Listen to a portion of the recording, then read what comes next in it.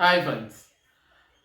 കേരളത്തിന് ഒരു വനിതാ മുഖ്യമന്ത്രി ഉണ്ടാകണം. സ്ത്രീ പ്രാതിനിധ്യം ഒട്ടും കുറയരുത്. ആരാണ് ഈ പറയുന്നത് CPIMന്റെ കേന്ദ്ര കമ്മിറ്റി അംഗം KK ശൈലജ ടീച്ചർ MLA ആണ്. മട്ടന്നൂർ മണ്ഡലത്തെ പ്രതിനിധീകരിക്കുന്നു. മട്ടന്നൂരിൻ്റെ സ്വന്തം MLA. മുമ്പ് EP ജയരാജനായിരുന്നു, ഇപ്പോൾ ശൈലജയായി. അപ്പോൾ അതുപോലെ തന്നെ അവര് ബഹുമാനിയായ മുൻ ആരോഗ്യവകുപ്പ് മന്ത്രി കൂടിയാണ്. ടീച്ചറമ്മ എന്ന് പറഞ്ഞ് നമ്മുടെ കോവിഡ് വന്നിട്ടുണ്ടായിരുന്നു. കോവിഡ് കാലത്തൊക്കെ അവരുടെയൊക്കെ മികച്ച രീതിയിലുള്ള ആരോഗ്യവകുപ്പിൻ്റെ പ്രകടനങ്ങൾ മികച്ചതായിരുന്നു. അവർക്ക് ഒരുപാട് അംഗീകാരങ്ങളും അപ്രിസിയേഷനും ഒക്കെ കിട്ടിയിട്ടുണ്ട്. വലിയ കാര്യമാണ്. സാധാരണ എല്ലാ ഗവൺമെൻറ്റും ചെയ്യേണ്ട കാര്യങ്ങൾ വളരെ കൃത്യമായിട്ട് അഡ്മിനിസ്ട്രേഷൻ പദവിയിലിരുന്നുകൊണ്ട് ചെയ്യാൻ അവർക്ക് സാധിച്ചു. ഒരു നല്ലൊരു കരുത്തുറ്റ വനിതയാണ്. കേരളത്തിൻ്റെ മുഖ്യമന്ത്രിയായിട്ടൊക്കെ നമ്മൾ പ്രതീക്ഷിച്ചിരുന്ന, അല്ലെങ്കിൽ പിണറായി വിജയനും ആളുകൾ ഒഴിച്ചുവാക്കി എല്ലാവരും അവരെ മുഖ്യമന്ത്രിയാക്കിയ കൊള്ളാം എന്ന് വിചാരിച്ചിരുന്ന ഒരു വനിതയാണ്. നമുക്കൊക്കെ ഇഷ്ടപ്പെട്ട ഒരു നേതാവാണ്. ഒരു കേന്ദ്ര കമ്മിറ്റിയിലേക്ക് തിരഞ്ഞെടുക്കപ്പെട്ടിട്ടുമുണ്ട്. അപ്പോൾ അവർ അതുപോലെ തന്നെ ലോക്സഭ ഇലക്ഷന് സ്ത്രീ പ്രാതിനിധ്യം വേണമെന്നാണ് പറയുന്നത്. അത് കഴിഞ്ഞിട്ട് അതിൻ്റെ കൂടെ പറയുന്നുണ്ട് ഈ ലോക്സഭ ഇലക്ഷനൊക്കെ വിജയസാധ്യതയൊക്കെ മുന്നിൽ കണ്ട് അങ്ങനെയൊക്കെ നോക്കിയിട്ടാണ് അവസാനം സ്ത്രീ പേരുകളെ ഒഴിവാക്കുന്നതെന്ന്. CPMനെ സംബന്ധിച്ച് അവിടെ സ്ഥാനാർത്ഥിക്ക് അപ്പുറം അവരുടെ പാർട്ടി സംവിധാനം വെച്ചിട്ടാണല്ലോ ഒരാളെ ജയിപ്പിക്കുകയും തോപ്പിക്കുകയൊക്കെ ചെയ്യുന്നത് എന്നാണ് അവർ പറയുന്നത്. അപ്പോൾ അവർക്ക് വേണമെങ്കിൽ ഒന്നും രണ്ടുമൊന്നും അല്ല. ഇപ്പോൾ ശരിക്കും പറഞ്ഞാൽ കൂടുതൽ സ്ത്രീകൾ CPMന്റെ അല്ലെങ്കിൽ LDFന്റെ പാനലിൽ തന്നെയാണ് നിയമസഭയിലുള്ളത്. കൂടുതൽ സ്ത്രീയെന്ന് വെച്ചാൽ മൊത്തം എത്ര പേരുണ്ടെന്നുള്ളത് നമുക്ക് വിരലിൽ എണ്ണാവുന്ന ആളുകളെ ഉള്ളൂ, സത്യം. അപ്പോൾ കുറച്ചുകൂടെ ആളുകളെയൊക്കെ നിർത്താം. ഇപ്പോൾ ലോക്സഭ വരുമ്പോൾ 20 സീറ്റ് കേരളത്തിൽ ഉള്ളത്, കുറച്ച് കൂടുതൽ ആളുകളെയൊക്കെ വേണമെങ്കിൽ നമുക്ക് നിർത്താവുന്നതാണ്. പല സ്ഥലത്തും നമുക്ക് നിർത്താവുന്നതാണ്. അത് ചെയ്യാവുന്നതേ ഉള്ളൂ, പക്ഷെ ചെയ്യുന്നില്ല. ഇനിയിപ്പോൾ ഞാൻ ഈ വിഷയം തിരഞ്ഞെടുക്കാനുള്ള കാരണം, ശരിക്കും മുഖ്യമന്ത്രിയായിട്ട് KK ശൈലജ ടീച്ചറെ നമ്മൾ വിചാരിച്ചിട്ടുണ്ടായിരുന്നു, പല ആളുകളും പറഞ്ഞിട്ടുണ്ടായിരുന്നു അവരെ ആക്കാമായിരുന്നു. ബാക്കി എല്ലാ മന്ത്രിമാരെ മാറ്റി മുഖ്യമന്ത്രിയെ മാത്രം നിലനിർത്തിയപ്പോൾ മുഖ്യമന്ത്രിയും കൂടെ മാറ്റിയിട്ട് ശൈലജ ടീച്ചറിനെ നിലനിർത്താമായിരുന്നു. നിലനിർത്താനല്ല, മുഖ്യമന്ത്രി ആക്കാമായിരുന്നു. ആക്കിയില്ല.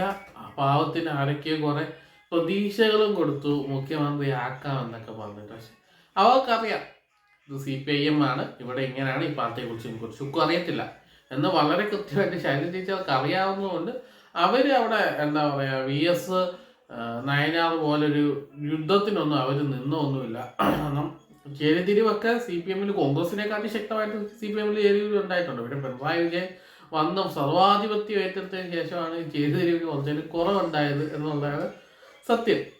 അപ്പോൾ അങ്ങനെ ഇവർ നിന്ന് എത്രത്തോളം ആളുകൾ കൂടെ നിൽക്കുമെന്നുള്ള കാര്യമൊക്കെ വേറെ.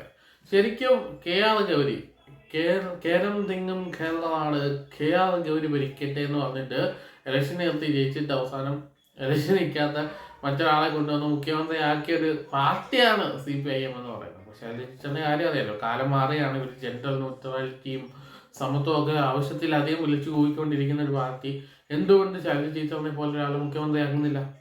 അല്ലെങ്കിൽ ആഗ്രഹിക്കുന്നുണ്ട്. ശൈലജ ടീച്ചർക്ക് കൃത്യമായിട്ട് പാർട്ടി അങ്ങനെ ഒരു പദവി ഏൽപ്പിച്ച് എന്നാൽ ചെയ്യാമെന്ന് വിചാരിച്ച് തന്നെയാണ് നിൽക്കുന്നത്. അത് നമുക്ക് ഈ സംസാരത്തിൽ നിന്നൊക്കെ വ്യക്തമാണ്. അവർക്ക് മനസ്സിൻ്റെ ഉള്ളിലെങ്കിലും ഒരു ആഗ്രഹം ഉള്ളതുപോലെ എനിക്ക് തോന്നി. അവരെ മുഖ്യമന്ത്രിയാക്കി നോക്കാവുന്നതാണ്. ഒന്നുമില്ലേലും ശരിക്കും കഴിഞ്ഞ മന്ത്രിസഭയ്ക്ക് വീണ ജോർജിനെ സ്പീക്കറാക്കും, ആരോഗ്യവകുപ്പ് ശൈലജ ടീച്ചർക്ക് അല്ലെങ്കിൽ ശൈലജ ആക്കും എന്നൊക്കെ നമ്മൾ പ്രതീക്ഷിച്ചിരുന്നു. മുഖ്യമന്ത്രി സ്ഥാനം കഴിഞ്ഞ മുഖ്യമന്ത്രി സ്ഥാനവും കിട്ടിയില്ല. ആരോഗ്യവകുപ്പ് ശൈലജ ടീച്ചർ നിലനിർത്തുമെന്നൊക്കെ നമ്മൾ വിചാരിച്ചത്. പക്ഷെ അത് നടന്നില്ല.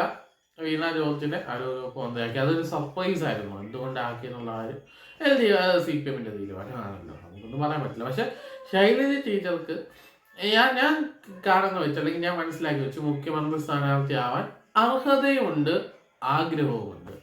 ആ ആഗ്രഹം അടുത്ത വർഷം ചിലപ്പോൾ, അടുത്ത നിയമസഭാ ഇലക്ഷൻ നടക്കുമോ എന്നുള്ള കാര്യം അറിയത്തില്ല. അപ്പോൾ ഈ 2 വട്ടം മത്സരിച്ചവരെ മാറ്റി നിർത്തുന്ന ഒരു പദവിയൊക്കെ ആയ സംവിധാനമൊക്കെ പിണറായി ഉണ്ടാക്കി വെച്ചിട്ടുണ്ടല്ലോ. CPMന്റെ സെക്രട്ടേറിയറ്റിന്റെ അന്നൊക്കെ പറഞ്ഞാൽ പിണറായി വിജയനാണ് ഈ സംവിധാനം ഉണ്ടാക്കിയെന്നുള്ള കാര്യത്തിൽ ആർക്കും സംശയമൊന്നുമില്ല.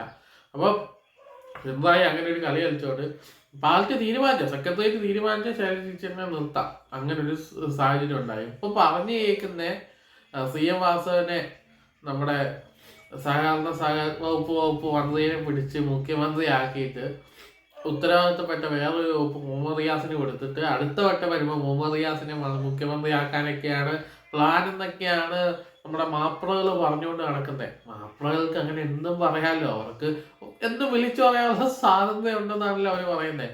അങ്ങനെ പറയാം. നിങ്ങൾ ശൈലജ ടീച്ചറിനെ എല്ലാ മാപ്പിളകളോട് കുറച്ചൊന്ന് ബൂസ്റ്റ് ചെയ്യും. ശൈലജ ടീച്ചറിനെ ബൂസ്റ്റ് ചെയ്തിട്ട് ശൈലജ ടീച്ചറെ അടുത്ത് മുഖ്യമന്ത്രിയാക്കൂ. കേരളത്തിൽ ഒരു വനിതാ മുഖ്യമന്ത്രി ഇരിക്കട്ടെ തന്നെ, അവരൊരു അർഹതയുണ്ട്, അവരാഗ്രഹിക്കുന്നുണ്ട്, അത് നടക്കട്ടെ തന്നെ. ശൈലജ ടീച്ചർ മുഖ്യമന്ത്രിയാക്കിയിട്ട് പിണറായി വിജയനെ കുറച്ച് തന്ത്രങ്ങളൊക്കെ അങ്ങ് പൊളിച്ചു കൊടുക്കരുത്. എന്തിനാ CM വാസവനെയൊക്കെ വിളിച്ച് മുഖ്യമന്ത്രിയാക്കുന്നേ? അദ്ദേഹം വന്നിട്ടൊക്കെ അല്ലേ ഉള്ളൂ, കുറച്ച് ആളൊക്കെ കഴിയട്ടെ.